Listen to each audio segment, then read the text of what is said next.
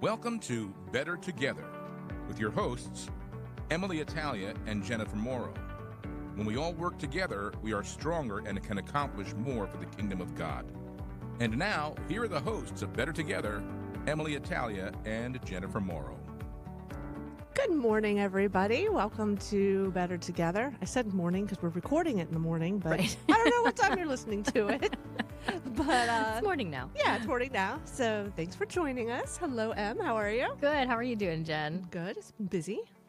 Yeah. It's always like this time of year. I heard somebody call Maytember recently, just because it's so Maytember. like I get it now. I like that. It just feels like there's been something going on every weekend for the last month and a half, and I'm kind of ready for some summer calm. Yes, I agree. I was with some family last weekend, and they were like, "Have you not been to the beach at all?" I'm like, "No." Can you tell? Because I have zero tan. And they're like, "It's a little embarrassing to be with you right now because I need more tan." I'm like, You've got more tan than I do. I haven't been outside except to water the flowers this morning because everything is just so dry. yes. Poor things. I'm like, I don't know if we're actually getting any rain tonight, so I'm like, I better just do this preemptively. Yeah, I'm with you. So I am looking forward also to what'd you call it? June. What'd you call Maytember. it? Maytember. Yeah, Just plain June. yeah, plain fantastic. June. I think I'm gonna have to go for July because it's a busy June. I don't know about That's you, true. but like June gets busy. Well, there's graduations. Yes. Not even talking Just- about our jobs working. It's just like Right. Just Yeah. getting through the whole season. And Right. then just about the time things kind of start to slow down, then it's like, okay, what do I have to get ready for the fall? It's just not long enough. I feel like if July could be 2 months and then go into August, I'd be a little better. I'm for that. You like Yeah. that? Yeah. Let's do it. So, everybody who's listening, we're going to have a show that has a couple of different topics. Emily and I were saying, hey, it's June. I know, there's always, well, in spring as well, before you get into summer, there's always garage sales and start cleaning out the garages, the basements. And so we thought, well, we're going to talk to a local agency who does, accept donations and kind of some donations do's and don'ts. And then we're going to talk about what's been going on in our diocese as well later today. Yeah, we've got to kind of wrap up a few things that were really important in May and June, including the Eucharistic pilgrimage. And on the garage sale front, I was just thinking, like, most of our garage sales in our community are in the spring, and I'm never ready. So that by the time they've happened, Yep. and I actually have time to get to them in the summer, that's when I'm thinking about it. So we just figured this time is a good time to remind people, hey, there are other avenues. If you missed your community garage sale, there may be some other options out there for some very good agencies that can help. Yep, definitely. So we'll get into that. We'll have a guest with us in a few minutes. Anything else going on next before? week? You What's- said the CMA awards are coming up. Yep. Next week, we have Catholic what- Media Association. Catholic Media Association will be meeting. So for those who don't, not exactly sure what that is, so it's when it's kind of a conference for all the professionals in Catholic media, and they get together once a year. It's a couple days long. There's meet and greets, so everybody can get to know each other and exchange best practices. There are like mini breakout sessions, and where experts share what's working, what's not working, so to speak. And then there's a big awards ceremony at the end where all the Catholic publications, websites, etc. We have submitted certain articles and websites and for awards, and it's a really, really big thing. And next week is when it will be. What is today? The 14, 15, 16, 17. So it's like the 18th through the Yeah. 20th. So or a little something like that. It's in Atlanta. And so everybody check out your diocesan newspapers and websites to see if you've won any awards. And just don't. It's always good to support our Catholic media, including domestic church media, which we air on. And of course, we have the 5 publications in New Jersey. We have the Beacon out of the Diocese of Paterson, Jersey Catholic, the website of the Archdiocese of Newark, Catholic Spirit in Metuchen, the Monitor in the Diocese of Trenton, and the Catholic Star Herald in the Diocese of Camden. So pick up your local paper, check out your local websites, and support Catholic media if you can. It's really astounding that we have this many resources in New Jersey, which is, densely populated, but just thinking of some of the other states out there that are much larger than ours and don't have the resources that we do. We just have this amazing collection of Catholic news, and it's not just the world, Catholic news. I mean, you can go on the Vatican website and get information, and the USCCB, but it's also talking about what's going on in your local Catholic community, and you're not going to find that anywhere else. I've got to share a story that I got from a caller a couple weeks ago.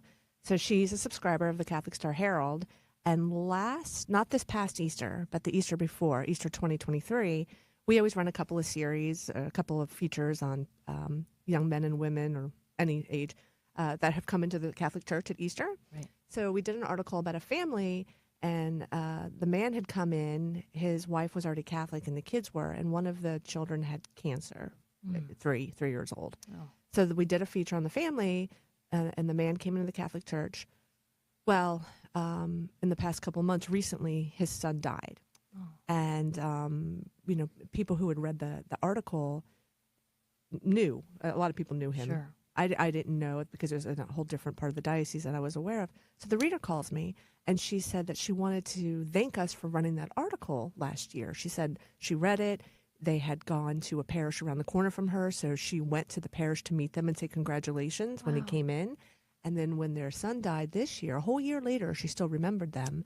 And so she sent them a mass card to say how sorry. They don't go to the same parish. It was just the parish down the street. But she had said that it made, her community, it widened her view of the church and her community. Yeah. And she reached out to them, which I can only imagine that they must have been touched to hear from her too. Sure. And so she said she was just calling to let us know that she's a reader and that it does work. And thank you. And I'll tell you, I hung up and I beautiful. cried that one out a little bit because it gave me chills. And I had to admit, I cried. Oh, I would have too. That's beautiful. And it's so just verifies, all the hard work that goes into making these stories available. They're doing some amazing work. And they're not our stories, Right. They're letting us into their lives. And that's what I'm always amazed by. So like you were saying, like, you can turn on the news or you can look at the Vatican website and see Catholic news that way, and that's great. When we listen to domestic church media, also amazing. That's where we get our news. And also, it's about what's going on in our churches, in our backyards, and in our diocese, in our backyards. So, yeah, check it out. Awesome. Yeah. All right, so we're cleaning out the house. And like Emily said, I also will never get myself together by a spring garage sale, but there are lots of fall garage sales.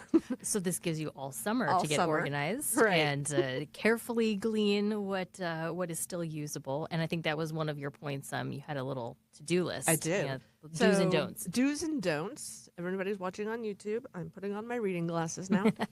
All right. So a lot of, I also work with an organization that collects gently used items and gives it to others.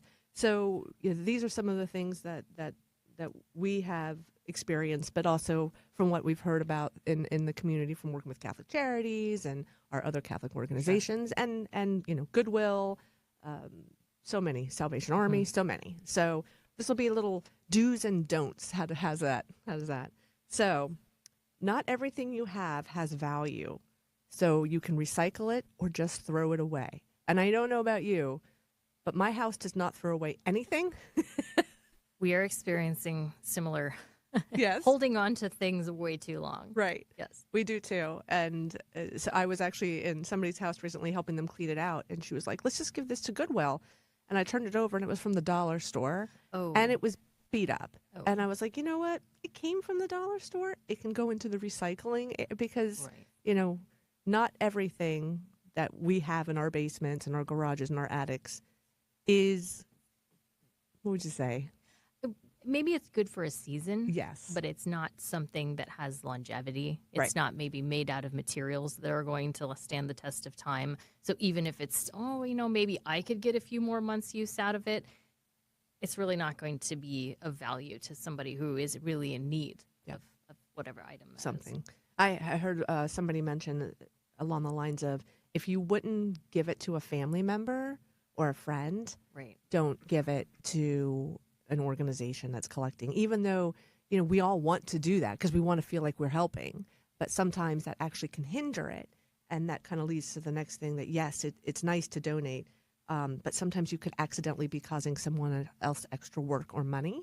That's a good point. So, for instance, if you're donating things that are just really beat up, like a piece of furniture that's really beat up, and it's really, like I said, you wouldn't even take it home to fix it up yourself. So if you give that to somebody else, they have to clean it. That takes their time and the things. If it's usable, they don't mind cleaning it. They'll be so super excited. But if it's not usable, they have to throw it in their dumpster. Yeah. And a lot of people bring things to, and I've been guilty too, thinking, oh, somebody will want this. And then you drive by later and you just see that their dumpsters are just getting overflowing. They pay for that. Right. That's a good point, too. They pay Remember for those that's dumpsters. So an added expense to a charity that probably doesn't have money to spare. Exactly. Especially, some of the smaller ones who might be more of a mom and pop operation, so to speak, Right. like that would be money coming out of their pocket. So and before you donate, think about, well, I could maybe put this at the curb, because a lot of people will pick things up. I am also a street picker-upper because we like to refurbish. But also, I'll give you another example. My mom was recently getting rid of some old bicycles, and they're really old. And she was like, there's no way that anybody will want these bicycles. So she put them at the curb, and somebody did come get them, and she walked out to help them load it up. And they were like, oh, we're going to take it home and cut it down and take it to the recycling for money. Right. So some of that scrap metal absolutely. Can be worth So, something. and I'll tell you, I love scrap metaling. That is one of my hobbies, That's a full thing. disclosure. So, because after a while, you can make quite a couple $100s. Sure. So instead of donating it so that someone who might not have that resource to be able, you put it at the curb. And there are a lot of websites community websites where you can post, hey, here's a curb alert, so that people around can see, and not just your neighbors or people driving by, but people who are on the community website will, oh, okay, there's something over here. Let me go check it out. Right. Another idea is certain items have been recalled. So cribs and what do you Car seats. Thank you. Yes. Car seats. That's a big one. So if you donate that, sometimes they won't take it because if you don't know it's been recalled and they don't know it's been recalled and they sell it, that could be pretty dangerous for the family who gets it. So, and I would say even with car seats, even if they haven't been recalled, we experienced this too. We ended up having to trash one that, we thought was in perfect condition, but simply because of the year, when they sit in the car all the time, that plastic starts to break down. The integrity of the plastic doesn't last. So if you've ever left anything plastic outdoors for a long time, you notice it starts to get brittle and crack and everything. Right. So I think that's why they have an expiration date. So you actually have to go through a specific place to recycle car seats. Like I had to look that up, figure out I guess they break it down and take the materials apart and put it where it's appropriate. But you wouldn't want somebody else to use that in their vehicle and it doesn't perform the way expected. Right. So I didn't know that. Okay. So there's actually a place that you could. I had to call around. I don't Okay. remember where it was. You might have to drive it a little ways. Okay. And then I think one of my last points is pickup. So a lot of places will pick items up if you call them. But one of the problems that people run into is you're ready to get rid of it. So you call and you're like, well, it has to be gone tomorrow. That the bigger organizations might have more of those vans to come pick things up, but your smaller local organizations might need a couple of weeks. Sure. So if you know already that you're going to have some good items, they're clean, maybe, gently used, I think is the term, call ahead of time and say, I have, some items. Do you know that could you maybe come pick them up? Give organizations 2 to 3 weeks. And they have a warehouse that could be overflowing. So they have to have the room, and it could be, we just need time to move some of our other inventory to accept more. So, Right. it's good to give that courtesy call and find out if it's actually helpful. Right. And again, I think, most people, I think their parishes have the bins where they collect the clothes and things as well, and toys. So it's just a gentle reminder that the toys, the clothes, gently used, like little holes here and there, but something that's completely beat up. Yeah. It's better to recycle it. Oh, I think there's some donation bins where they donate like per pound, of actual. So they shred it and use it for other things. So it's like maybe it's a garment that's not wearable, but maybe the fabric can be recycled. Right. So just check your local parish or the organization before you donate. Give them some time to get out to you, and then check out to see what's donatable and what's not. Is that a word? Donatable? I think so. I like it. I've got a long to-do list this summer. As you're going through this to-do list, I'm like, oh boy, yeah, I've gotta get through the basement now. Oh man, I do not envy you that. No, it's gonna be a project. My basement is full of boxes. Like I have a box problem, and the fact that once I get one, I can't get rid of it because you never know when you're going to need that box. I actually had to have a friend come over, and she was like, "You go upstairs, and I'm going to clean this out for you," because So I just that you couldn't do can't- it. yeah. I couldn't do it, and she came over. Oh, that basement looks good. All right, maybe So- I need to call her. Yeah, maybe have somebody that's not attached to your items come do it, and then you can come down and approve what has gone into the piles. But Right, it helps a lot. I like this idea. This is good. So we're going to take a break, and then hopefully get our caller on the line, and everybody will be right back. Sounds good. I went to church and just sat there and listened. I really didn't absorb anything. I think I just found myself believing that I didn't need God. I just had everything under control, and church was actually a burden to me. I had this sin that I carried in my heart for a long time, and I told myself for many, many years that the Lord wouldn't forgive me for this. When Father in the confessional says, your sins are forgiven, there truly is a feeling of weight lifted off. I don't care if it's 2 or 3 little sins that you're carrying, there's a feeling of I can breathe deeply again. I feel pure inside, and I'm ready to come to Mass. You can have a beautiful car, a big fancy home. If you don't have Christ in your life, there's an emptiness that's there. When you come home to the church, you're coming home to a Catholic family where people today just embrace you. If you've been away from the Catholic Church for whatever reason, we invite you to take another look. Visit CatholicsComeHome.org today. Join us for our Women of Grace Retreat, Divine Mercy, Crucible of New Life at the Malvern Retreat House, June 28th through 30th. Together, we will discover the depth of God's mercy and love for us, His worthy daughters. Learn about the Divine Mercy image and the mysticism of St. Faustina. Understand what spiritual warfare has to do with Divine Mercy and how praying the chaplet converts souls. Registration for the weekend includes presentations with Jonette Williams, Father Ken Geraci, and Chris McGregor, music with Living Praise Worship Team, a Saturday evening healing service, accommodations, meals, and fellowship with Sisters in Christ. For more information and to register, go to womenofgrace.com. Register your daughter for the Young Women of Grace Retreat Day on June 29th, Divine Mercy in You, a fun day for teen girls. Come early for the Benedicta Enrichment Seminar led by Chris McGregor and learn about the divine life within women mystic saints. Register for all this at womenofgrace.com. Hi, everybody, and welcome back to Better Together. I'm Jen Morrow, and with I'm me is- Emily Italia. Yes, awesome.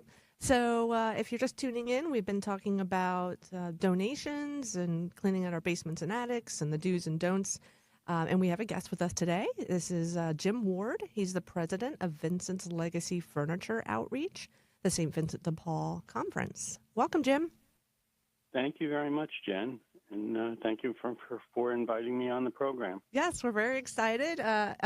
Emily and I were, singing some of your praises earlier, and so we just wanted to say, why don't you tell the listeners a little bit about Vincent's Legacy for those who don't know what it is? Sure, I'd love to. Vincent's Legacy grew starting in 14 years ago. It was the brainstorm of Margaret Moore, who saw furniture just sitting on the streets that looked like it was in good condition, and they started to collect it. They started very small.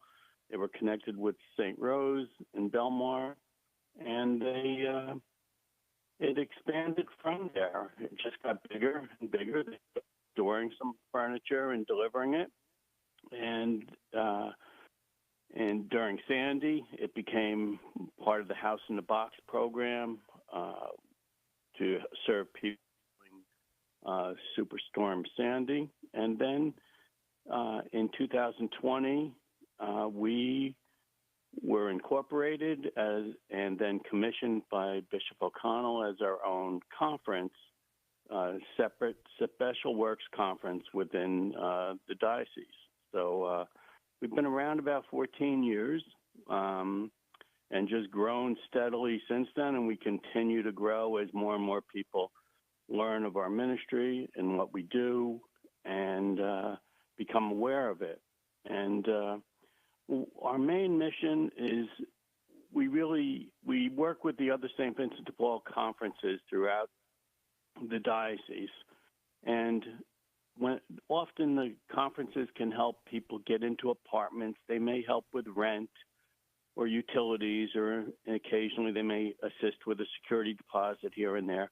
But rents are so expensive these days, often the families are still left with not enough resources to really furnish their homes. They may be starting off new, or maybe they were perhaps in shelters, or who knows? It could be as many reasons as there are. There's that many more reasons why people get into situations where they need assistance. And that's where we come in. Once the local conference approves assistance, we step in and work with them and meet with the family. As all St. Vincent de Paul conferences, we go into the home directly. The home visit is crucial in the St. Vincent de Paul Society.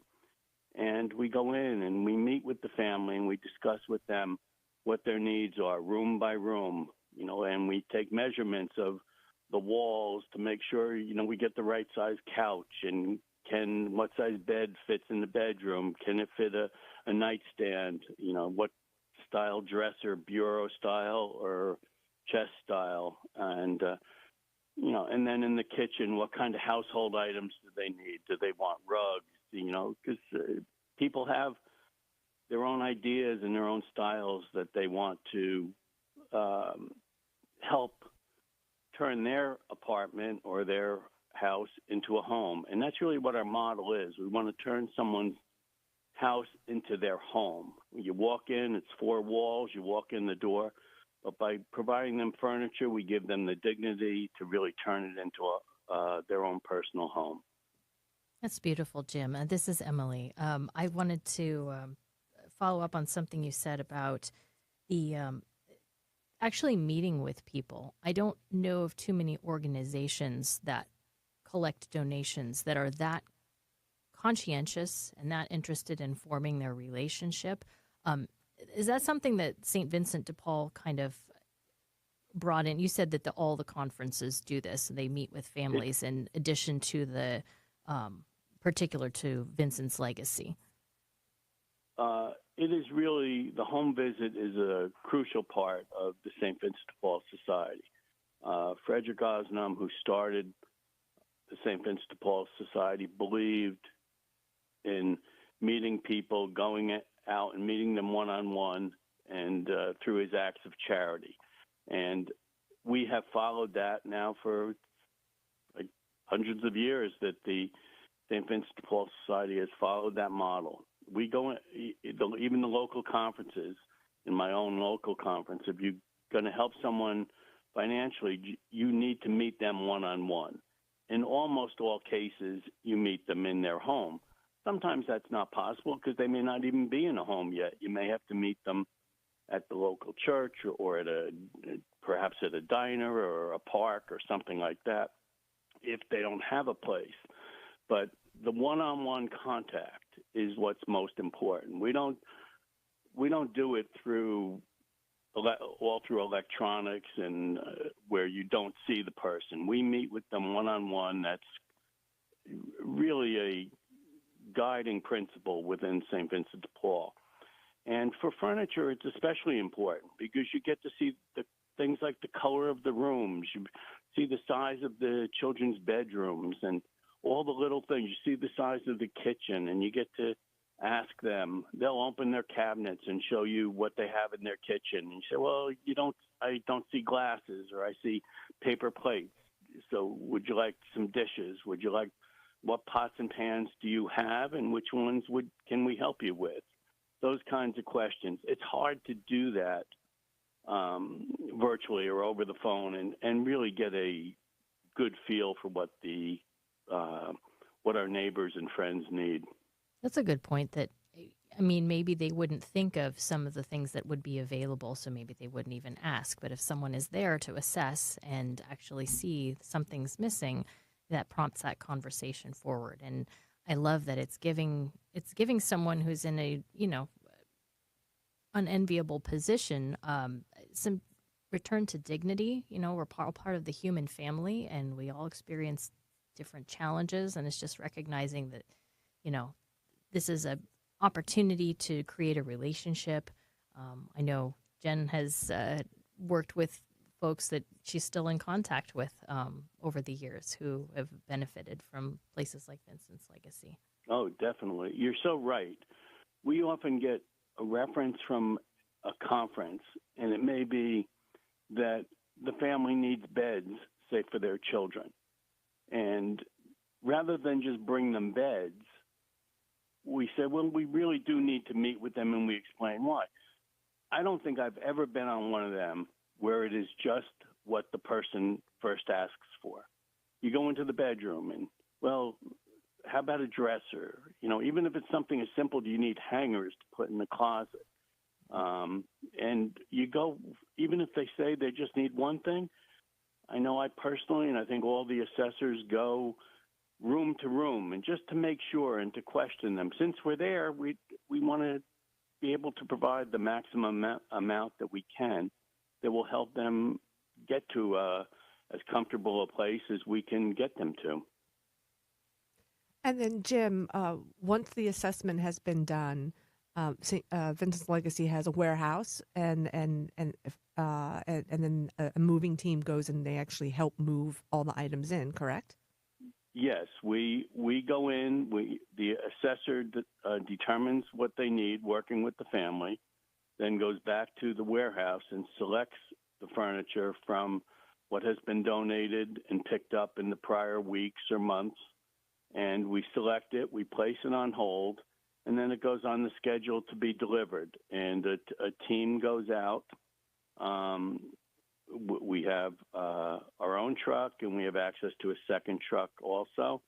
And we go out and we deliver to the house, and we set it up where they want. And we like the home conference to participate and do little things like, maybe help make the beds and help set up the kitchen and things like that. And, we go out and, it's maybe could be anywhere from 4 to 6 to 8 people. Often we have some young people helping us. And we go in and the items get delivered. It's pretty well oiled and it works pretty well. We, at times, sometimes the neighbor themselves have their family members help us, and we encourage that because they should have some ownership in it as well. The help that we get is certainly through our volunteers, and we probably have, I'm going to guess, close to 200 volunteers at this point that help. And it's an operation. It's not just a 1 or 2 man show. We have certainly we have people who assess the furniture that's coming in to make sure that it's, before we take it, that it meets our standards. And the standard is that if we wouldn't consider putting it in our own home, we really don't want to put it in someone else's home. And we ask some basic questions about the furniture, like are there smokers in the house? Are there pets in the house? Because we really can't take, especially cloth-backed material items where there have been smokers or pets in there, because people could have allergies to that. So we need to be sensitive to that, and we are. And we have volunteers then that sort the items, especially the household items. We have a whole group of ladies that do that. We have volunteers that come and work in the warehouse and inventory the items and then get them ready to go out. There's other people that clean and polish the furniture before it goes out each week. And then, of course, we have the deliveries. And during the during the school year, we are blessed to have the Georgian Court University men's soccer team help us out on nearly every weekend. And in the summer, we've got a crew of volunteers that we recruited, and I know St. John Vianney, some of their sport teams have been extremely helpful in helping us so far this summer, the football team and the hockey team. They've committed to help us on a number of weekends, and so we're, it takes a lot of people. It's not, it's far from a one or two man show. It's a whole army of people, but everyone walks away feeling that they've made a difference in people's lives. Yeah, that tangible work is so important, I think, where I feel like we can participate in that impact. Are you still looking for more volunteers? If people wanted to reach out to help, how might they do that? It's in Wall Township, am I right? Yes, it is. Our warehouse is in Wall Township, in the old Camp Evans property, which is right off Route 18 in Wall. We are always looking for volunteers. We're always looking for talent. There's a lot of talented people out there that often are just looking, what can I do with some of my time? And if they're looking to volunteer, they can certainly leave a message for us. I could give you a phone number if now's a good time. That'd be great if you'd share that. 609-557-7837.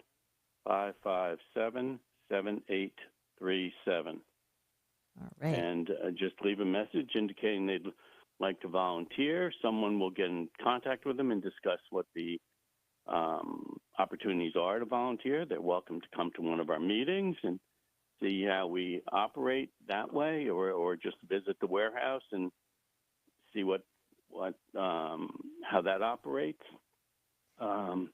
So yes, we welcome volunteers.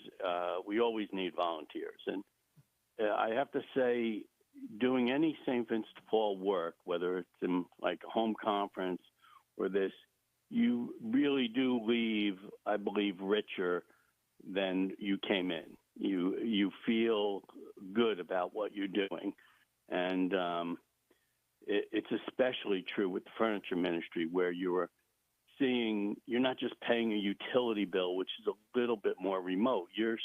When you deliver furniture, you are seeing smiles on kids' faces who maybe didn't have a bed to sleep in the night before, or a kitchen table to eat their dinner at. And so it really does bring like an instant gratification to the volunteers. And I believe that everyone has walked away feeling that who's experienced it.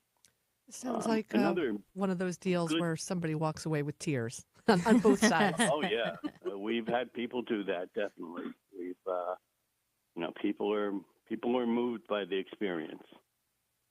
I'm sure you have some personal stories of people, that have stuck with you. Are there anybody that come to mind that you'd like to share? Well, I know I've been to homes where there literally were blankets on the floor where the children had been sleeping. And, and they'd been sleeping that way for some time.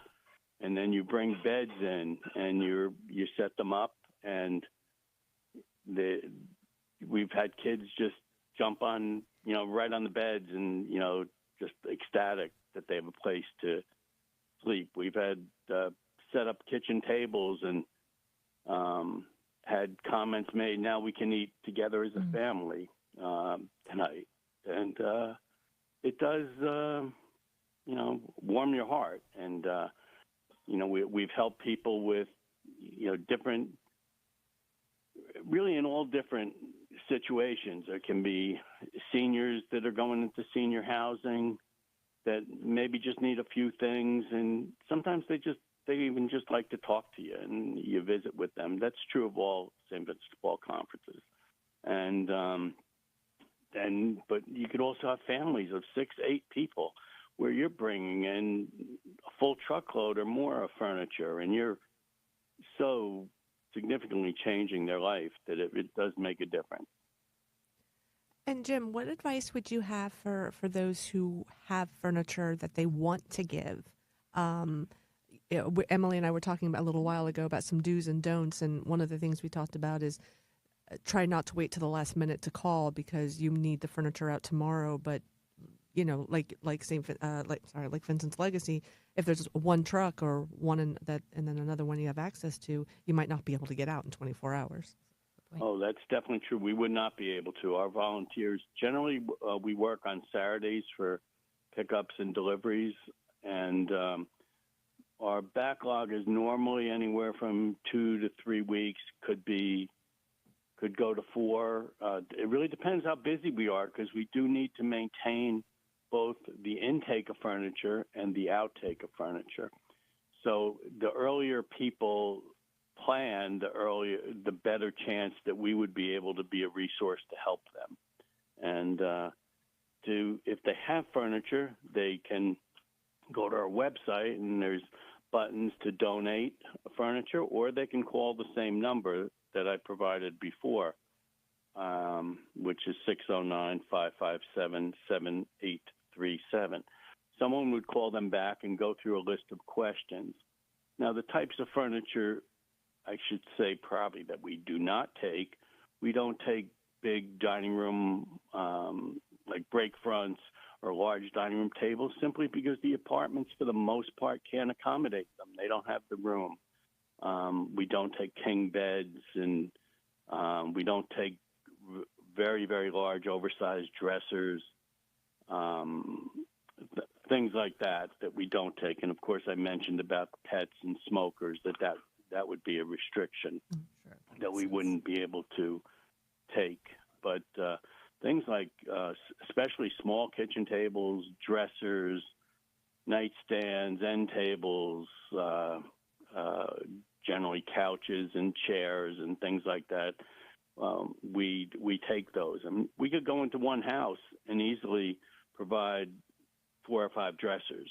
So then, if there's multiple children involved, multiple bedrooms, you can easily do that. I had one recently. I just went out, I guess, 2 weeks ago, and was delivered.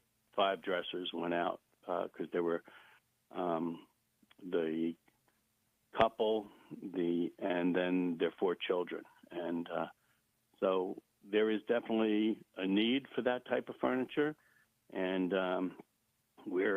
it's a revolving door. It goes in and it goes out, and so we definitely do have a need for it. I'm definitely putting this on my list of places that can accept furniture down the road when we start switching out some things. But, did you want to give your website? Appreciate it. Yeah. Did you want to give your website so that people can learn a little bit more? Well, it's Vincent's Legacy. If you Google it, it'll come up. But Vincent'sLegacy.org should get people there to the website. Okay. And just double check that would work. Okay. And we. And that phone number is probably and there's a good place to Facebook. start. We're on Facebook as well as Facebook.com Furniture Ministry. Furniture Ministry. For those who are Facebook fans. And Jim, can people drop off furniture if they have any? Is that a possibility? It would have to be coordinated because the warehouse isn't manned all the time, and we can't have it just dropped off at the door. Sure. So it would have to be, if someone, say it was a Saturday morning and we were working in the warehouse, or perhaps the warehouse guys were working during the week. They usually work on Wednesdays. If someone had arranged and it had been screened and approved, and they had the ability to drop it off, yes, we would accept that in that term. That's good to know. Yeah, good to know. But we can't do it blindly where we haven't first checked the furniture. Like Right. we're not going out and seeing what they have in the truck and saying we'll take this, we won't take this. That we need to have it organized up front. And for the reason that you said, if you wouldn't put it in your own home, you wouldn't put it in someone else's home. Exactly. Right. All about the dignity of the person. This is such an amazing organization. I'm Yeah. so glad we get to talk with you, Jim. Oh, I really appreciate it. It's great. It's a great ministry. We do good work, and and there is a big need, more need than people realize. The other benefit towards it is often this is furniture that may wind up in a landfill, and so by getting donating it to us, we're keeping it out of landfills. Yeah. And Second Life. we estimate that we have, over the last 2 years, when we really started to measure the weights and stuff, or estimate the weights of the stuff going out, that 30 tons each year of furniture was, let's say, saved from going into landfills and repurposed and given to people that need it. That's amazing. A term I use is that the Vincent's Legacy Furniture Ministry is a win-win-win. That the families win because they're blessed with getting furniture. The families donating it are often donating things that have been in the family. They may be downsizing or moving or closing out a home or just getting new furniture, but they have an attachment to it, so they feel good about donating it. And then the environment wins too. Mother Earth wins too because it's being repurposed. It's not being tossed. That sounds Perfectly good. said. Well, Jim, I thank you very much for being on the show today, and we wish you luck and blessings with the ministry. Okay. I thank you very much for inviting me, and look forward to people contacting us with furniture or working through their own St. Vincent de Paul conferences if there are people out there that are in need. Absolutely. And then now you got to go man the phones. That's right. Yes. Thanks, Jim. Take care. Thanks. Okay. Take care. Bye-bye. Bye-bye.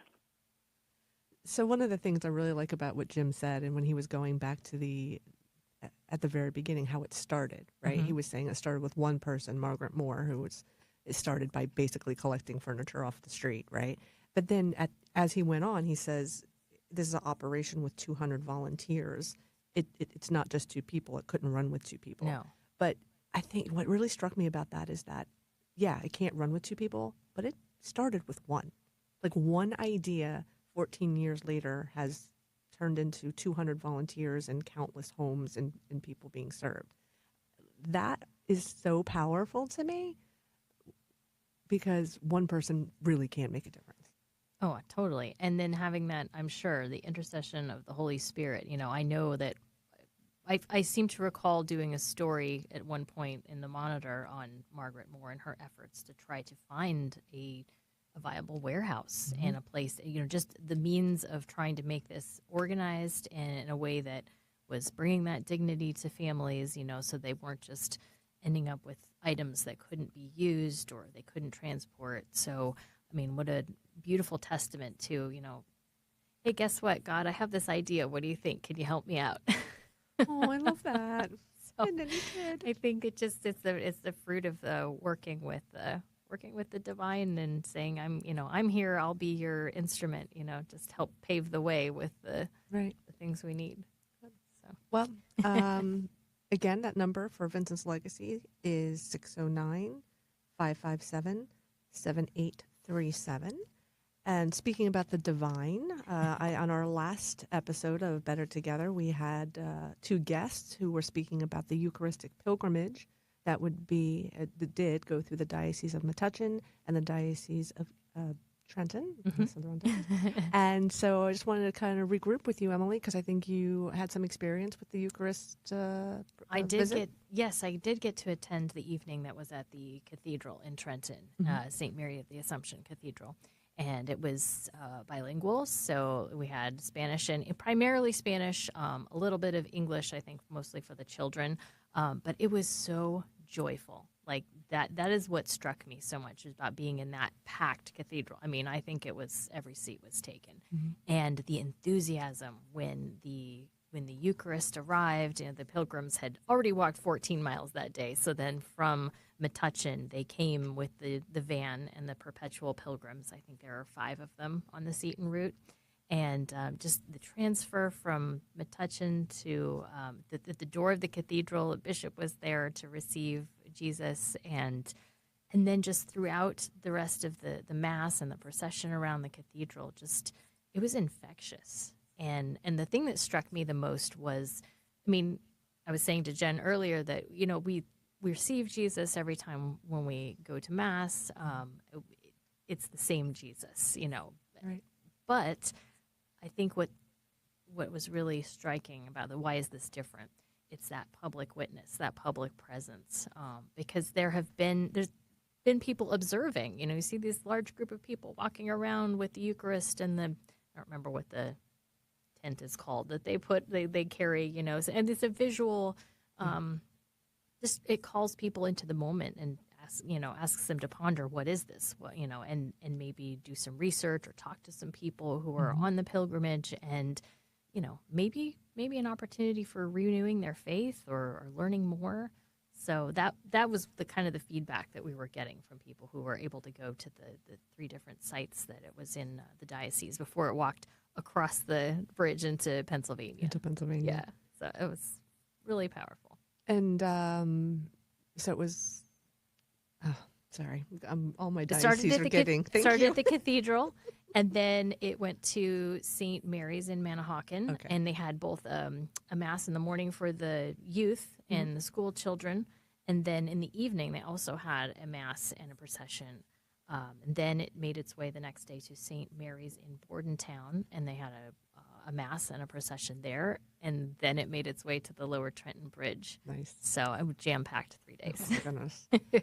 And if anybody's interested in learning more, this is the 3rd year of the Eucharistic Revival. Do I have that right? It is. And if you just Google Eucharistic Revival, it'll take you to everything about the pilgrimage, the upcoming Congress that's taking place in July.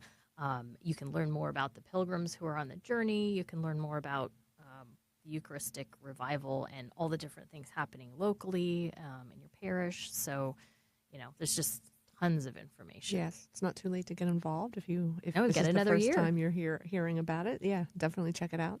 Yeah. We got our 3rd year starting in July. So. Yeah. So that was big goings on in the Diocese of Metuchen and Trenton, and the Diocese of Camden. Since we have last seen each other, we have a new coadjutor. So exciting. I know, it's very exciting. Bishop Joseph Williams from St. Paul in Minneapolis. He will be coming to the Diocese of Camden by September, and he will be the coadjutor, serving with Bishop Dennis Sullivan until March.